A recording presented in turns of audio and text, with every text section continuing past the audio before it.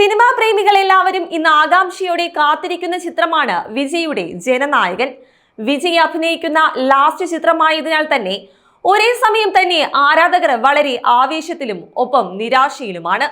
റിപ്പോർട്ടുകൾ വരുന്നതനുസരിച്ച് ചിത്രത്തിന്റെ audio launch ഇന്ന് മലേഷ്യയിൽ നടക്കും. സിനിമാ രംഗത്തെ പ്രമുഖർ ഓഡിയോ ലോഞ്ചിന് എത്തുമെന്നാണ് വിവരം. ലോകേഷ് കനകരാജ്, അറ്റ്ലി, നെൽസൺ എന്നിവർ ലോഞ്ചിനെത്തുമെന്ന് വിവരമുണ്ട്.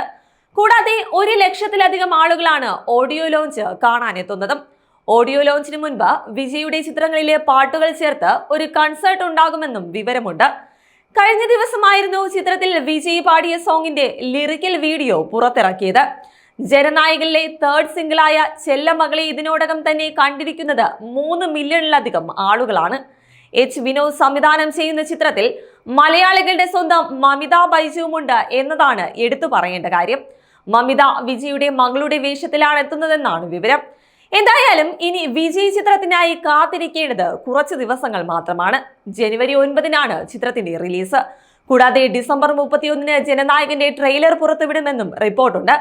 ഒപ്പം ദളപതി വിജയുടെ പ്രിയപ്പെട്ട 3 സംവിധായകരായ ലോകേഷും അല്ലിയും നെൽസണും ജനനായകനിലെ ഒരു ഗാനരംഗത്തുണ്ടാകുമെന്നും അപ്ഡേറ്റ് ഉണ്ട്.